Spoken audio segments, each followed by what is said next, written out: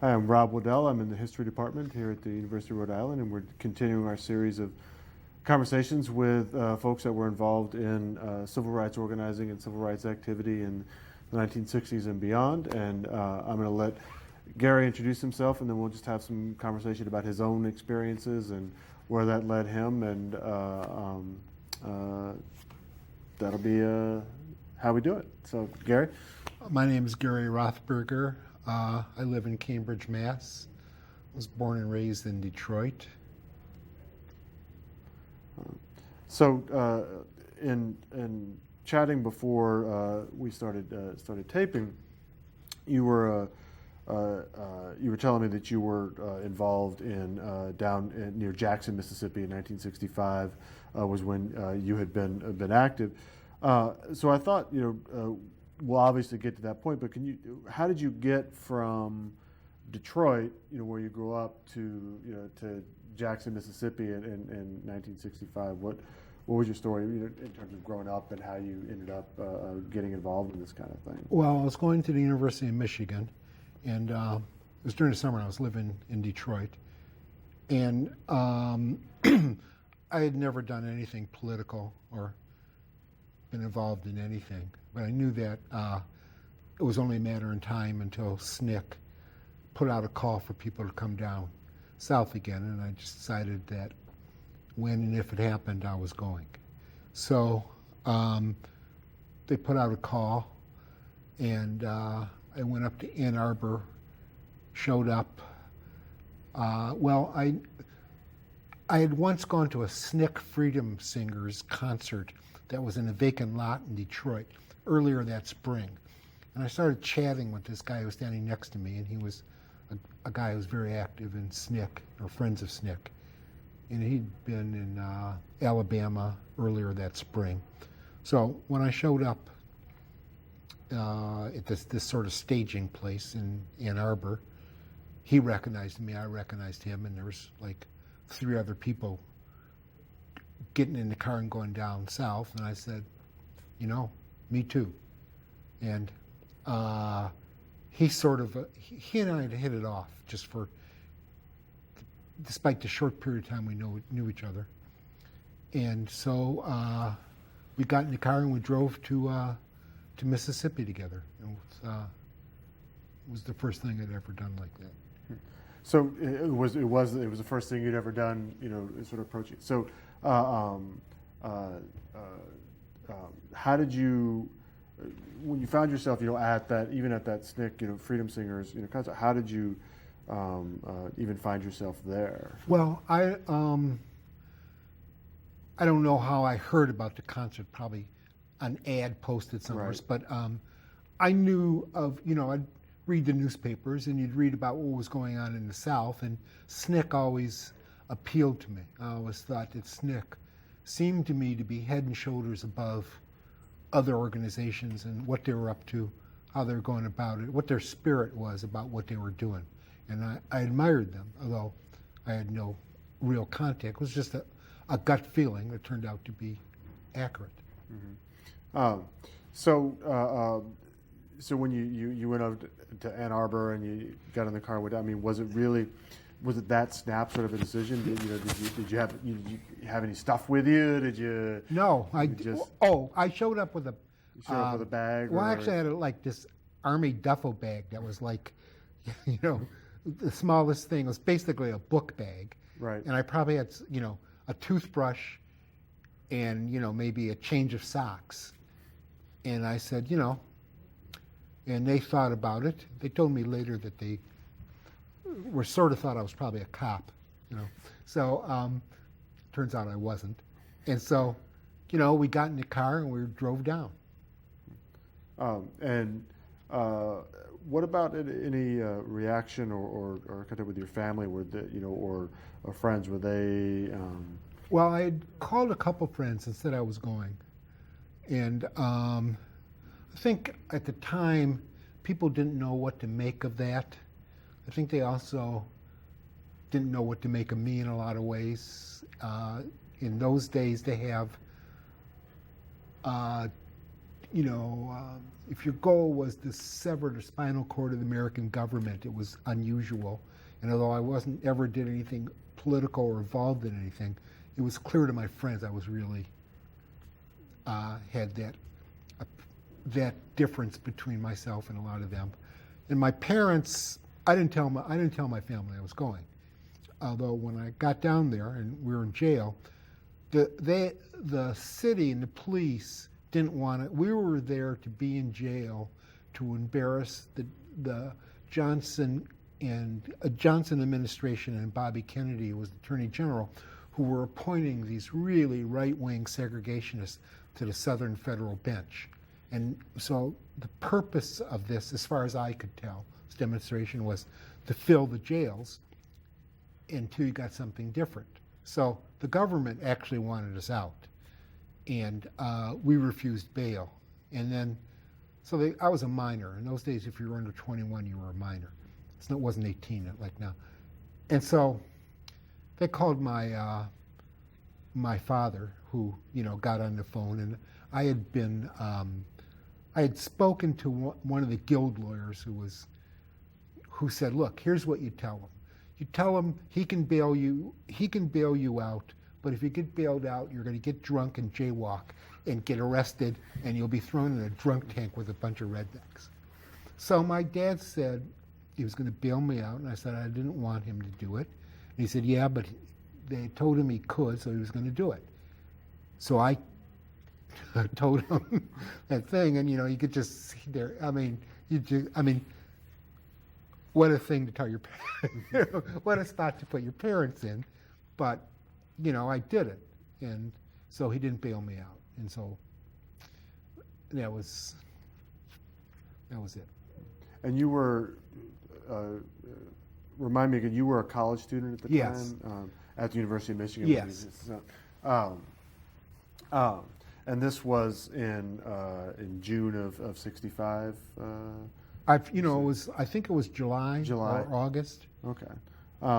So you get in the car and you head down to Mississippi, and then had you been anywhere close to Mississippi or anything like that? No, I'd never been. So what south was that, of Toledo, probably. So what was that experience, and how for someone from Detroit who hasn't been south of Toledo to get out of the car in Mississippi Well, first of all, it was the drive itself. We drove down through Tennessee and took some pretty rural routes, and it was all very, very rural. And that was, although Michigan is a very, very rural state, actually, I grew up in Detroit, and so it was interesting to see the South and the way it was rural. I enjoyed doing that. I had no idea how long it was going to take us to get there or not get there. And we were just taking turns driving. We drove straight through. And then, it was also clear at a certain point that anything could happen. It was probably pretty clear what 4 people in a beat-up car with Michigan plates, 4 college-age people were driving down through the South. So you were an interracial group? No, we well, weren't. Just so you. I don't think anyone would have agreed to that, allowed that to happen. Right. So was there someone who was then that you were supposed to link up with when you got to Mississippi, or? Probably, but I was along for the ride. Right. And 3 other people in the car. 2 of them had been in Alabama earlier during Selma Montgomery stuff, and they knew where we were going. And we got down there and we went to the SNCC office, which I think, interestingly, the SNCC office in Jackson, Mississippi, is on Lynch Street. But in any case, and then they gave us a place. We stayed in someone's living room, and we went to a church where a couple of SNCC people gave us pep talks that were really picturesque, to say the least, and I loved it, And then they said, okay, the next day. And so the next day we all got to the place where it was a couple hundred probably. And it was like the city hall. I don't even know what building it was. I think it was the city hall. Some cop came out and said, this is an illegal assembly, disperse, or whatever they say. And James Foreman got up on top of a truck, and just started yelling, I want to speak to the dude in charge. And so they just arrested us, took us to jail. Well, actually, they took us to the state fairgrounds, where they held us in the state fairgrounds building. So this was on your first full day in Mississippi. That You was find it. yourself arrested. And, Yeah. Then called your father, or that you they sent to their father. If it had been up to me, it would have been perfectly fine if my father never noticed that he hadn't talked to me for 2 weeks or that I'd been out of the state, believe me. So how long did you end up staying in jail? Well, we were a few days in the state fairgrounds, and then they transferred some of us to I don't know if it was the city jail or the Hines County jail, I guess it was. And then we were in jail, I think, about a total of 10 days. Mm-hmm. And so, go ahead. Well, what was, I gather this was a new experience for you to be thrown in a southern jail like that. Well, certainly the first time in a southern jail. Well, we were sitting there and it was boring, and I was talking. 2 to 3 people were guys, so we were together. The third person was a woman, and she was held elsewhere. And we just started talking, and we'd hang out, and mostly, when I'm in jail, I just put my head down and sleep, and that's where I figured out that was the best move. And then some incidents occurred in the building we were in, so myself and a couple other people were taken out to be taken to the county jail. And when I got to the county jail, they put me in a cell with these people, they'd been in the South, I think, for like a year and a half. And I think they were from Berkeley, in California. And they were like, in those days, what we would call typical California kinds of looking people. And they were just laying there and hanging out and waiting for whatever happened next. And they'd been from the first wave of these demonstrations. I just remember, just being filled with admiration for them, just watching them, just what they'd done, how long they'd been there, and how zenned out they were, So, so when you finally are released from jail, did you have to go to trial? No. They kept trying to get us out. In fact, using their usual racial stereotypes, they sent the Jackson. There's actually a rabbi in Jackson, Mississippi. They sent him to our cell to try to talk us into taking bail and leaving. And he was. They just assumed we were all Jewish. They probably thought we were all from New York. Right. So he went into his rap, and he was just. It was not. It was just disgusting. I happened to be Jewish, so I was especially disgusted by the dude. And then we started saying, would you bring us any toothpaste? Would you bring us a candy bar? And he said, well, you guys have to understand how to get along, and we're trying to get along, make do, your cause. And so we just rushed to the front of the room and just started yelling at him, where's some candy bars? So he left, So then at a certain point, the guard said, bail's been posted and you've accepted bail. In other words, whoever made those decisions had whatever resolved it. We bailed out, and we stayed another day or so in Jackson. But it was sort of, I remember we went to a restaurant. It's just this, like a diner. And you walk up to the door and it'd say, white people only, or whatever words that I don't particularly want to repeat that they used to designate African Americans. So it was we wanted to go home. We wanted to get out of there. We didn't want to be walking around looking at those signs, given that there was nothing else that we were doing there. So it was more or less, let's get out of here. And we headed north.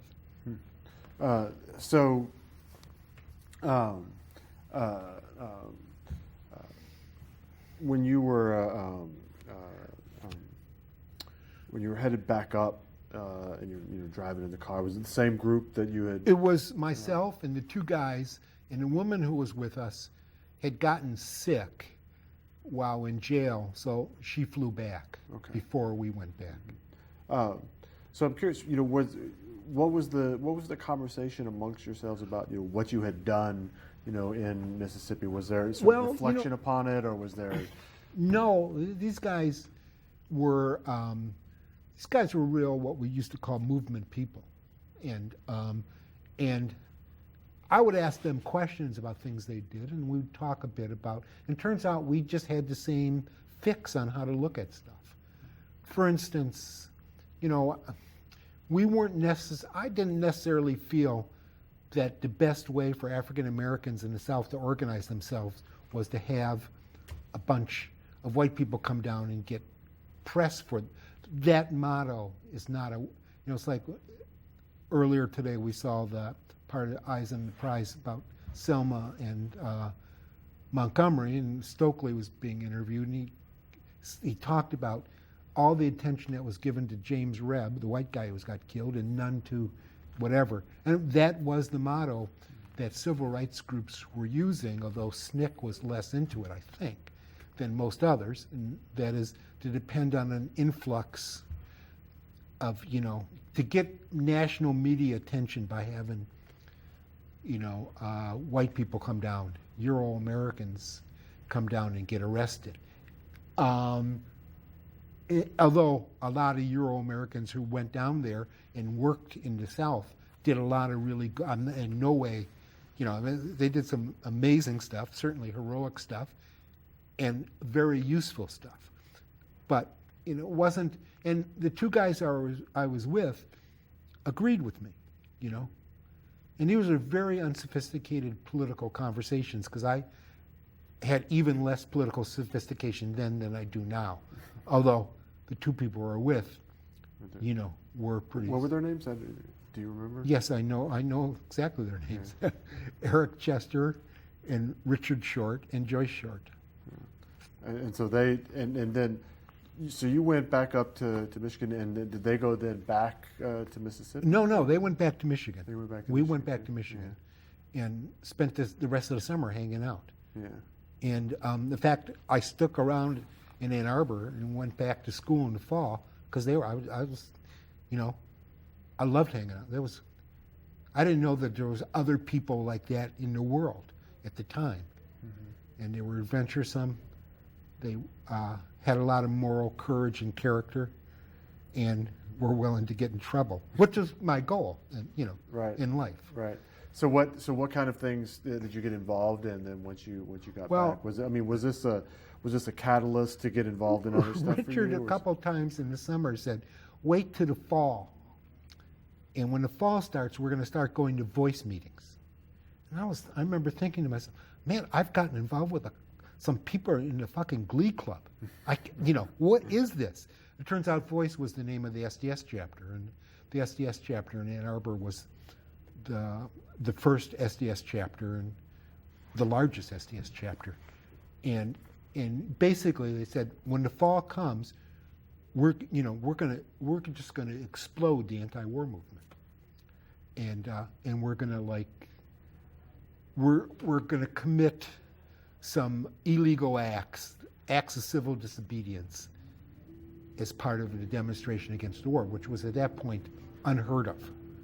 So I was totally into it. So I started going to these meetings. I went because they went. I even went to the library because they went to the library. So how did you? Had you been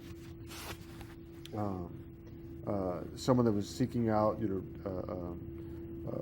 necessarily political, activity, growing up, or was it the appeal of sort of being, the disobedience kind of stuff, or the troublemaking kind of stuff? Had you considered yourself political prior to this? I don't think I knew what the phrase being political even meant. Mm-hmm. I made comments in classes in high school that got not necessarily positive reactions from teachers and other people, but I had one friend who was extremely supportive of civil rights, and him and I used to talk about it. But other than that, it was not. It was, late 50s, early 60s. It's not. It wasn't a subject of conversation amongst people, and I think some of my friends, when I came back, were a little scared of what I had done. So then you got involved in SDS and the anti-war movement, and tell me a little bit about some of the stuff you got involved in with them. Well, we started having demonstrations. We ended up we could get arrested walking down the street. We were really obnoxious. We were pretty adventuresome, and we were just into having a good time. And it was entirely different. I mean, it was such a different era that it didn't take much to have confrontation with the police, even in a place like Ann Arbor. And then we had the first mass act of civil disobedience against the war, if you want to use the word civil. We sat in the draft board, and it was Michigan, is big on football, which you can't imagine what football is in Michigan, right? And so we sat in the draft board because it overlooked the site of the homecoming parade, and we did it during the homecoming parade, and then some people had a float, an anti-war float, in the parade, which got totaled. I mean, people in the crowd just came out and smashed it, and meanwhile, we're being dragged out of this building by the Ann Arbor cops, right as the parade is going by. So it got us when I say got us attention, we didn't want personal, we were trying to bring attention we were trying to build an anti-war movement. And so that was a catalyst to that happening. And so one thing led to another. And so how long were you in Ann Arbor?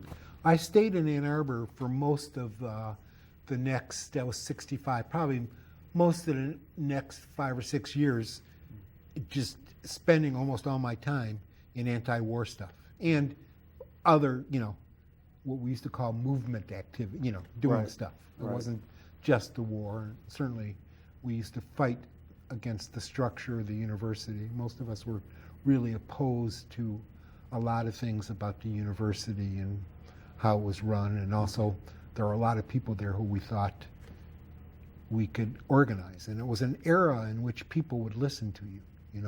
You'd get people, the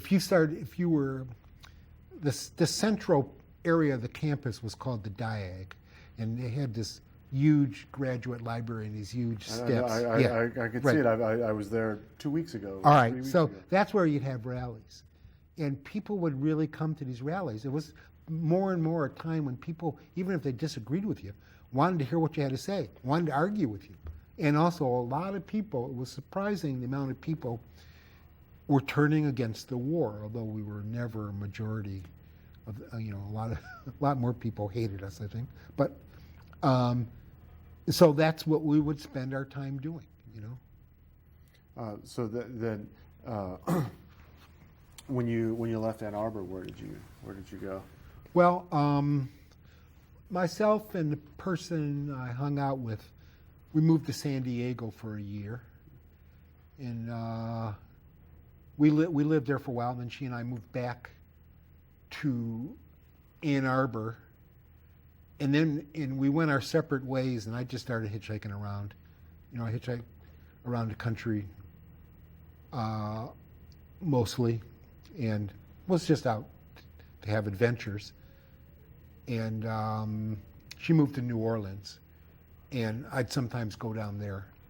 And then finally, towards the middle or the end of the 70s, I came back to Ann Arbor to work, and worked for a while, sort of a dead era politically. Got involved in some union activities, and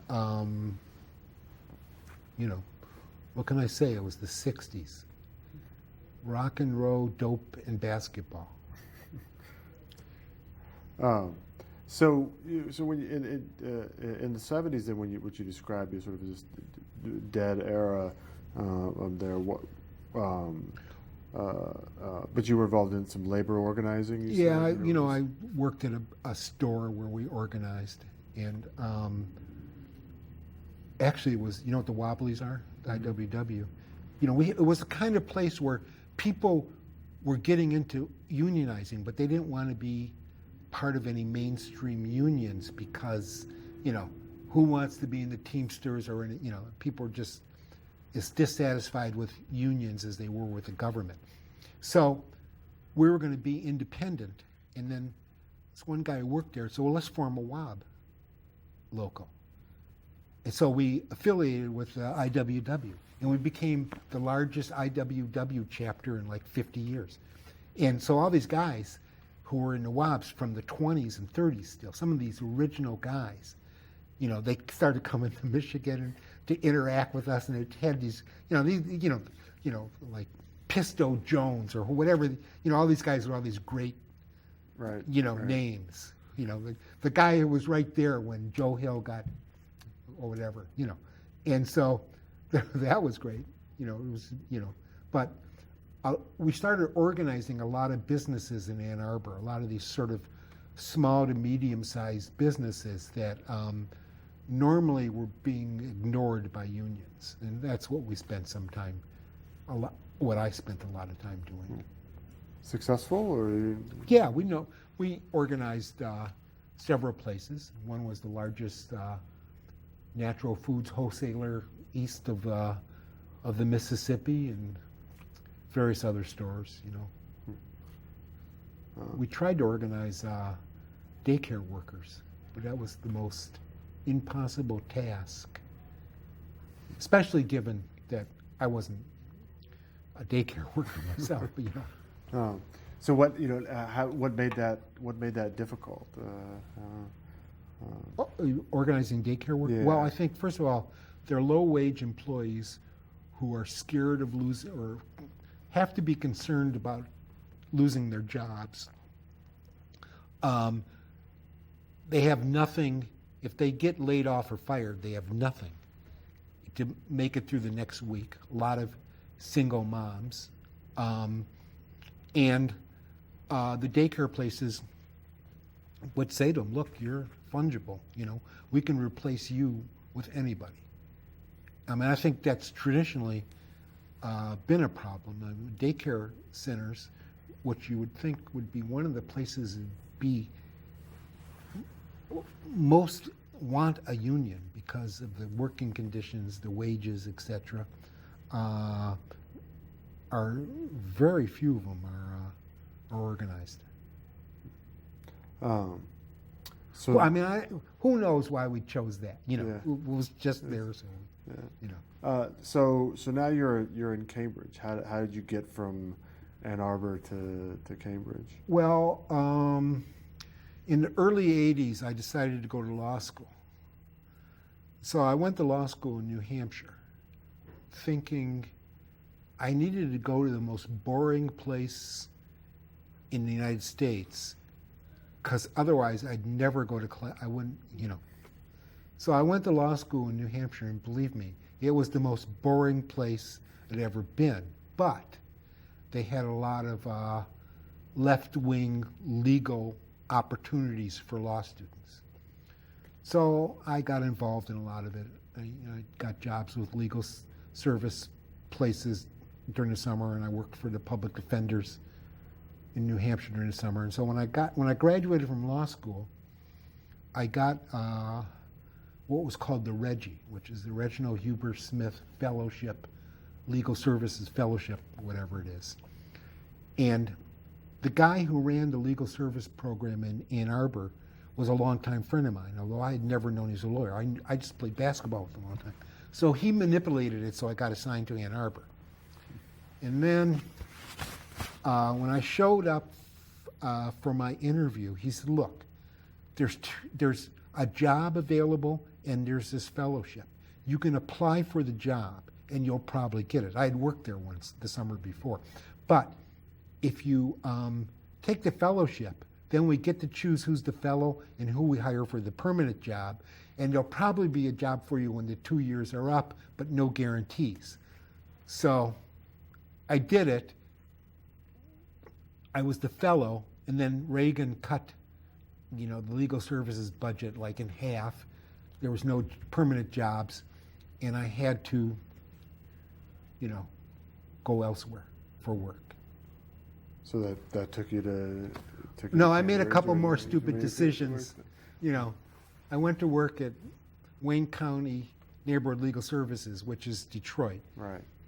And then my friends in Ann Arbor were saying, come on, come back to, blah, blah, blah, play basketball all day, whatever, And so I took a job with the Michigan Housing Law Reform Project, which was part of the University of Michigan. And I hated it, I wanted to, I didn't hate it, but I wanted to be in legal services. And I wanted to be going to court. And so at this point, I had to start looking for a job elsewhere. And on paper, I look real good as a beginning, 2 or 3 year lawyer, and had been the Reggie and stuff like, and I had a lot of stuff that I'd done. And so I got a job offer in Lawrence, Massachusetts. And I had a friend living in Boston who I could crash with. So that decided it. It was a matter of in those days, you had to go through newspaper ads to find a place. It wasn't, Right. So it was just the idea of moving somewhere was such a drag. So I took that job, and there I was. Another stupid mistake,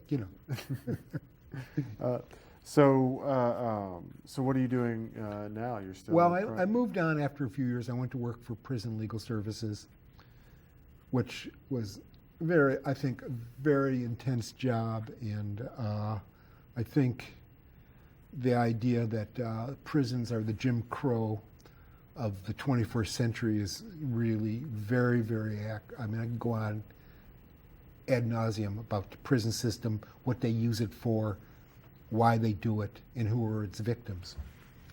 But after a while, I made another stupid decision, and I went into private practice with this friend of mine who had a private practice, and he said, look, you could do all the tenant stuff, because that was my specialty in legal services, representing tenants. He'll bring in the money, and I do all the stuff that didn't bring in money, but that he wanted this firm to do. Mm-hmm. And I really, once again, I just couldn't stand being in private practice. It was as if I'd opened up a business or a store. I just didn't like it. So after a while, I left, and I was at an age when I could retire. And so now I do cases that come up periodically, do stuff with friends, and have been thinking of, I turned down a job relatively recently, but I think the next job I apply for that offers the job to me, I'll probably take. And do you see any connection between that kind of stuff that you were doing and this experience of going to Mississippi back in '65? Is there, is there a thread that runs through that at all, or is that informed sort of some of the choices you made about law school and wanting to do the prison work and wanting to do that kind of stuff? I went down south for adventuristic reasons and because I liked the spirit of what people in SNCC were doing, I liked their style. And to the degree that I was going to remain political for any time past that, it was going to be only in organizations that had that style. I went to law school at a certain point because, after a certain point, you have to have, there's only so long you can continue to be 13 years old. I mean, when all your friends are like settling down, living in a house or whatever, and have somewhat permanent jobs, if you want to hang out with your friends, you have to be able to merge with that. So I decided that if I went to law school, my goal was to find a way to earn my living in which I wouldn't, when I came home at night, I wouldn't feel bad about how I earned my living during that day. I never thought I was going to save the world. I never thought there was being a lawyer, although I think there are a lot of individuals who I've provided a lot of good service and a lot of help to. There's tenants that didn't get evicted or whatever, and I was really good at it. I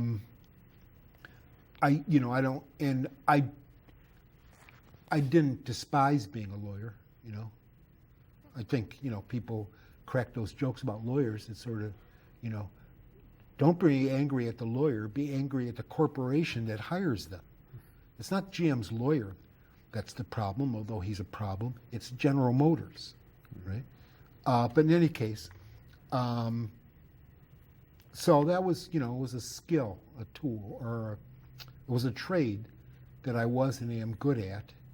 And I feel I've only used it in progressive ways and in ways in which I don't feel badly about how I went about it, who I represented.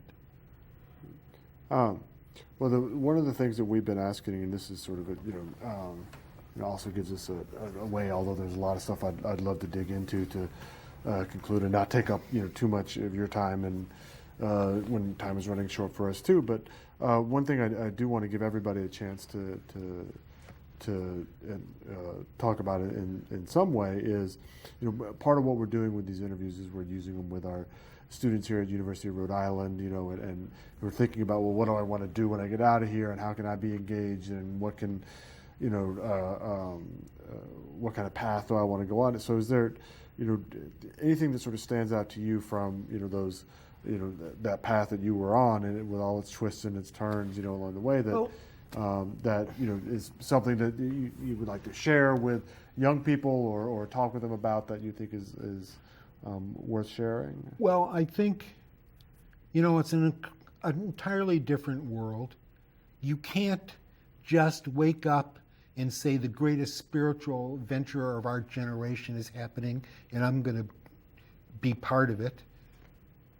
Either the civil rights movement or the anti-war movement, which I think were the greatest spiritual movements, of our time, my time. There's nothing like the freedom bus rides. It's just not an era in which things like that, it's well past that. So I don't know what they can do. I would say, I think we're in a battle with a very powerful enemy, the U.S. government, capitalism, whatever you want, property is theft after all. And finding a way to fight that while still living your life day to day is very, very, very difficult. I don't think people, in the 60s and 70s, people would do things like become a lawyer and feel they were doing something worthwhile and think they were doing something larger than themselves.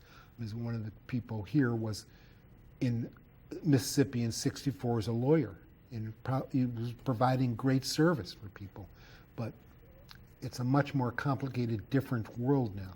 You can't, like some people thought, you could be a social worker, and bring positive. But that's the world.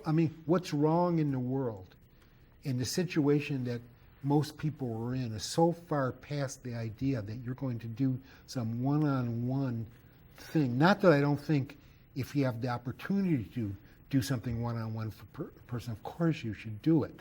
But it's much more complex than that, and finding your way is very, very difficult. I mean, I don't know what to say to people. You can say to people, make great movies that explain the world to people, but how many people can do that? How many people even get to go to college nowadays, you know? So, you know, it's difficult to figure out what to say tell people to do. I thought a few years ago, I forgot the name of the movement. The Occupy movement? Yeah, that was, I mean, you know, I went in Boston, I hung out down there, and it was great. I mean, I thought there was people who were the same as myself and my friends X decades before, although transported to this time, and, you know, but that didn't go anywhere, you know, I think. So it's, you know, it's almost like you have to be a complete outlaw nowadays. You have to be willing to blow up oil wells or something. I don't know what to say, you know, to be an environmental terrorist or whatever to achieve any kind of change anymore. I mean, we lost, you know. What can I say? Although we should keep fighting them. Is that too pessimistic? It is where you're at. So, you know, and that's what we're trying to capture. So, well, thank you for sitting down with us and taking time out of the day and all the other stuff that we My have going on, pleasure. too. You know, let me say that people who were involved in the Mississippi Freedom Summer are people that everybody who's watching this should think well of, admire, and nod at when they see. I was not in Freedom Summer. I want to make that clear. I was 64. I was there in 65. Right. Great. Okay. Well, thank you very much.